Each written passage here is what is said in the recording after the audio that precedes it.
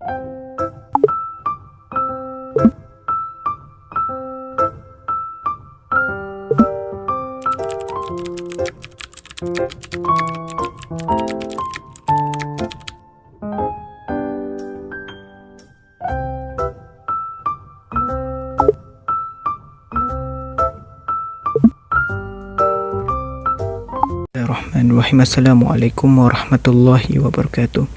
Nama saya Muhammad Firdaus bin Muhammad Syed, nombor bateri 068015. Pada hari ini akan membentangkan hadis wabak.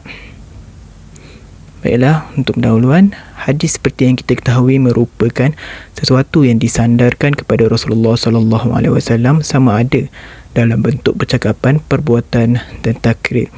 Hadis berkaitan wabak selalu diguna pakai apabila timbulnya persoalan berkaitan apa yang perlu dilakukan semasa wabak, doa apa yang perlu dibaca, atau kaedah berdasarkan hadis Nabi sallallahu alaihi wasallam, ataupun kaedah menurut Islam. Pada hari ini kumpulan kami, kumpulan 2 akan membentangkan hadis-hadis berkaitan wabak ini, di mana merupakan hadis yang dikumpulkan oleh ulama dan perlu diberi keutamaan bagi umat Islam untuk mengikuti hadis ini jika berlakunya wabak. Bismillahirrahmanirrahim. Assalamualaikum warahmatullahi wabarakatuh. Nama saya Muhammad Nur Haziq bin Badrul Hisham, nombor metrik 065369. Baiklah, saya akan terangkan hadis yang pertama berkenaan dengan wabak, iaitu wabak itu adalah rahmat buat orang mukmin. An Aisyah ummul mukminin qalat sa'altu Rasulullah sallallahu alaihi wasallam 'anit ta'un fa akhbirni annahu 'adzabun yab'athuhu Allah 'ala man yasha wa anna Allah ja'alahu rahmatan lil mu'minin laysa min ahadin yaqa'u ta'un fayamkuthu fi baladihi sabiran muhtasiban ya'lamu annahu la yusibuhu illa ma kataballahu lahu illa kana lahu mithlu ajrin syahid. Maksudnya daripada Sayyidatina Aisyah radhiyallahu anha, beliau berkata, aku bertanya kepada Rasulullah sallallahu alaihi wasallam tentang wabak taun. Lalu Rasulullah sallallahu alaihi wasallam memberitahuku bahawa ia adalah azab yang diutuskan oleh Allah Subhanahu wa taala kepada sesiapa yang dia kehendaki. Dan Allah menjadikan wabak taun tersebut sebagai rahmat buat orang-orang yang beriman. Tidak ada seorang pun yang ditimpa wabak taun ini sedangkan dia duduk di dalam negeri tempatnya dengan penuh kesabaran dan bermuhasabah, dan dia faham bahawa tiada sesuatu yang menimpanya melainkan semuanya telah ditentukan oleh Allah Ta'ala, melainkan dia akan mendapat pahala seperti pahala syahid. Sahih Bukhari.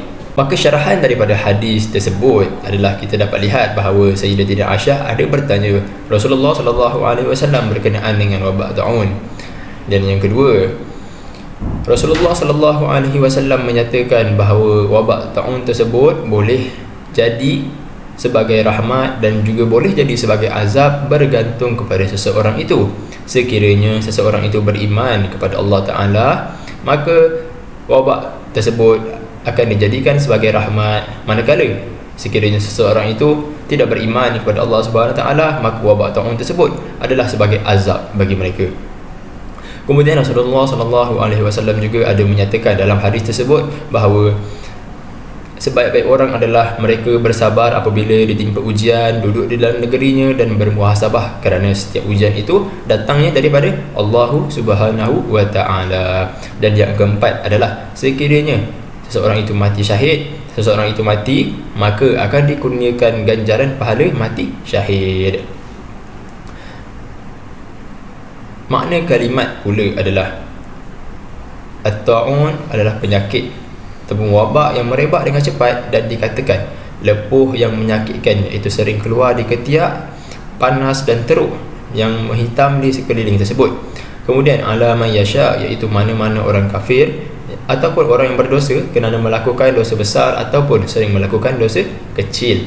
Dan juga muhtasiban, iaitu mengharapkan pahala daripada Allah Subhanahu wa taala yang Maha Tinggi. Bismillahirrahmanirrahim. Assalamualaikum warahmatullahi wabarakatuh. Saya Muhammad Syafiq bin Razali, nombor matriks 065381. InsyaAllah saya akan bentangkan berkenaan dengan perkaitan hadis dengan zaman kini. Seperti yang kita semua maklum, dunia baru sahaja berhadapan dengan wabak yang dikenali sebagai COVID-19.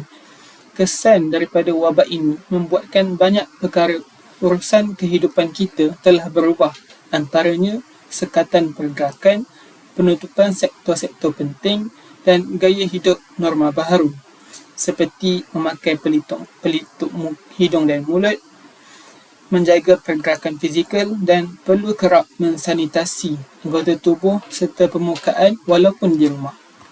Hal ini telah menyebabkan urusan kehidupan kita terbatas.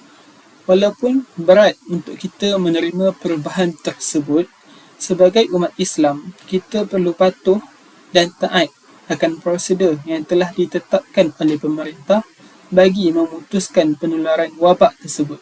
Kita perlu terus bersangka baik bahawa wabak ini adalah satu rahmat untuk kita kerana segala yang terjadi di muka bumi ini adalah bawah pengetahuan Allah.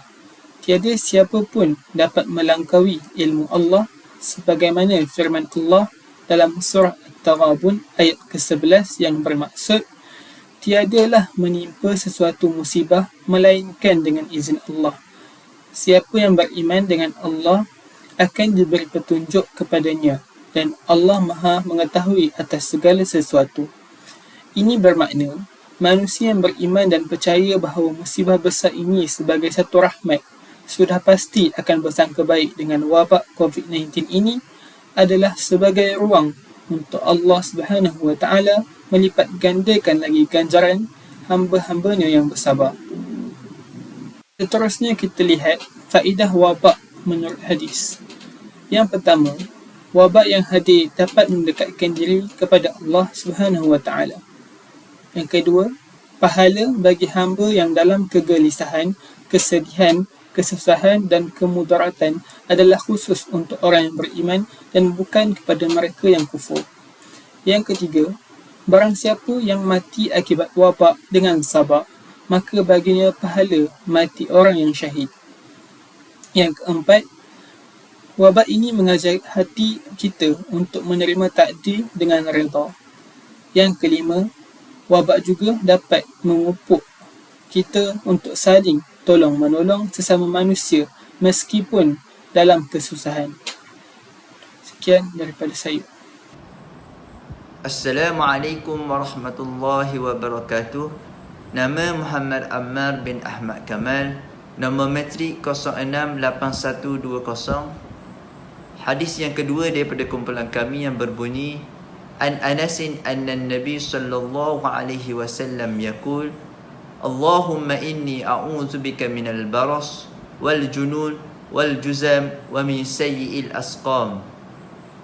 Yang bermaksud daripada Anas radhiyallahu anhu, sesungguhnya Nabi Muhammad sallallahu alaihi wasallam berdoa, Ya Allah, aku berlindung denganmu daripada penyakit sopak, gila, kusta dan penyakit-penyakit yang buruk. Dalam hadis ini Nabi sallallahu alaihi wasallam berlindung kepada Allah dari penyakit tertentu. Namun apabila Rasulullah sallallahu alaihi wasallam berlindung kepada Allah daripada mereka, ini bermakna mereka sangat berbahaya dan membawa kesan yang sangat buruk. Nabi sallallahu alaihi wasallam memohon perlindungan kepada Allah dari sekumpulan penyakit tertentu. Kemudian baginda memohon kepada Allah agar menjaga kesihatan dan keselamatannya dari segala keburukan dan penyakit yang buruk secara umum.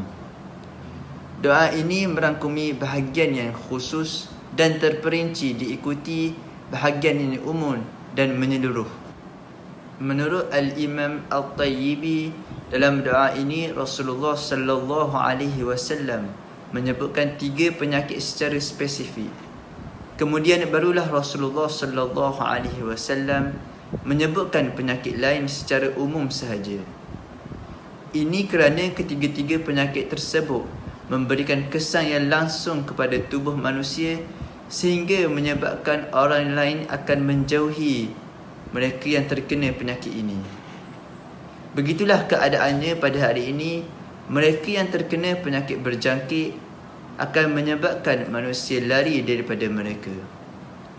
Justeru adalah menjadi satu keperluan buat setiap Muslim untuk mengamalkan doa ini. Bismillahirrahmanirrahim. Assalamualaikum warahmatullahi taala wabarakatuh. Nama saya Muhammad Adib Muhammad bin Kalim. Nombor matrik 066607. InsyaAllah saya akan menyambung pembincangan mengenai hadis yang kedua, yakni hadis doa menolak wabak penyakit. Untuk syarah, Allahumma inni a'udzubika minal baros. Yang bermaksud, ya Allah, aku berlindung denganmu daripada penyakit sopak. Untuk memperjelas, Nabi Muhammad SAW memohon perlindungan kepada Allah daripada penyakit sopak. Baiklah, sopak ini, definisi sopak dalam istilah perubatan adalah dipanggil sebagai vitiligo, iaitu masalah yang disebabkan oleh gangguan pada penghasilan pigmen di kulit. Warna kulit yang gelap adalah disebabkan penghasilan pigmen yang dipanggil sebagai melanin.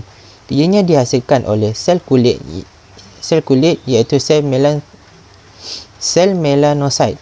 Tetapi di dalam penyakit sopak, fungsi melanocyte dalam menghasilkan melanin itu terganggu.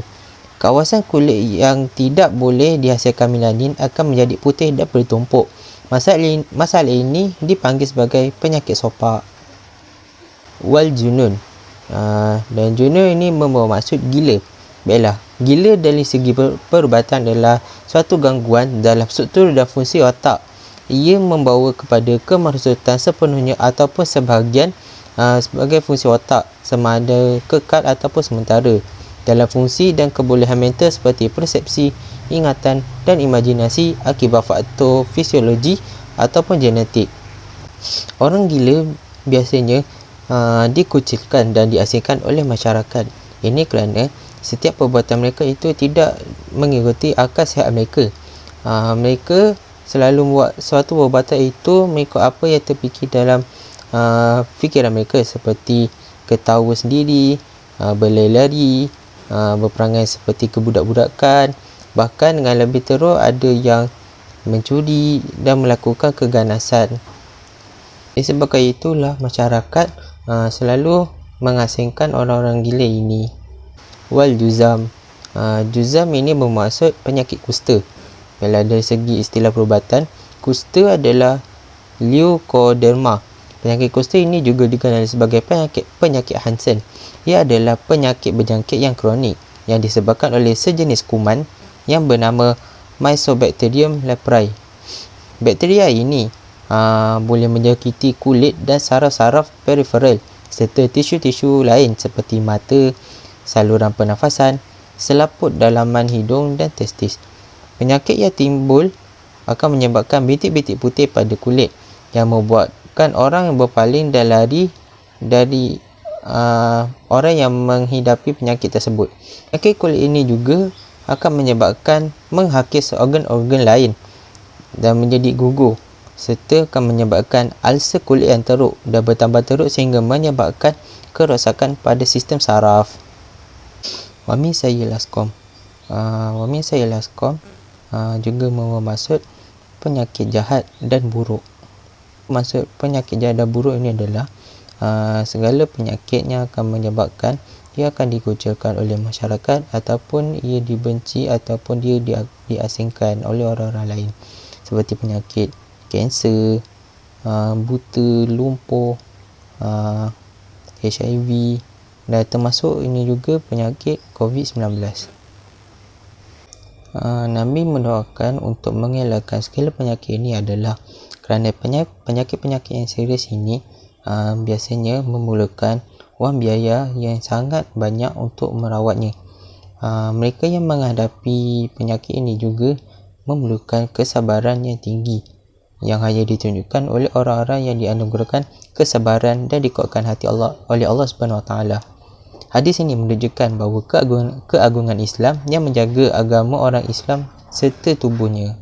Baiklah, seterusnya saya akan menerangkan pengajaran yang diperolehi daripada hadis ini. Baiklah, yang pertama, Allah adalah sebaik-baik tempat pergantungan. Baiklah, setiap ujian dan cabaran yang dihadapi oleh setiap umat manusia adalah tanda daripada Allah Subhanahu Wa Taala sayang kepada kita. Maka apabila kita ditimpa ujian, janganlah kita mengeluh. Daripada kita mengeluh mengenai nasib kita, alangkah baiknya kita menjadikan Allah Subhanahu Wa Taala sebagai tempat pergantungan harapan kita kepadanya. Yang kedua, doa adalah senjata dan perisai bagi setiap orang mukmin. Berdoa merupakan satu bentuk permohonan kepada Allah Subhanahu Wa Taala. Allah juga memerintahkan kita untuk selalu berdoa agar dikabulkan segala keinginan dengan catatan taat beribadah wajib maupun sunnah yang lainnya. Para ulama mengatakan segala sesuatu yang di dunia ini akan pergi dan tidak akan kembali kecuali doa. Maksudnya insya-Allah doa kita akan kembali kepada kita dan dikabulkan oleh Allah Subhanahu Wa Taala, insya-Allah. Sekian saja daripada saya. Sekian, terima kasih. Sebagai kesimpulan, sebagai seorang Muslim, wajib kita mengikuti hadis kerana ianya merupakan kata-kata Nabi SAW dan perlu diikuti dan diyakini. Selagi mana hadis ini benar dan tidak dipesongkan atau direka. Nabi SAW pernah bersabda, barang siapa yang berdusta di atas namaku, maka siapkanlah tempatnya di dalam neraka. Hadis riwayat Bukhari. Maka dari hadis ini kita perlu memastikan kesahihan sesebuah hadis bagi mengelakkan diri dari menyampaikan hadis yang tidak betul. Maka kita juga perlu mendahulukan apa yang dilakukan Nabi SAW kerana Nabi SAW merupakan contoh manusia terbaik dalam semua aspek. Sekian, terima kasih. Assalamualaikum warahmatullahi wabarakatuh.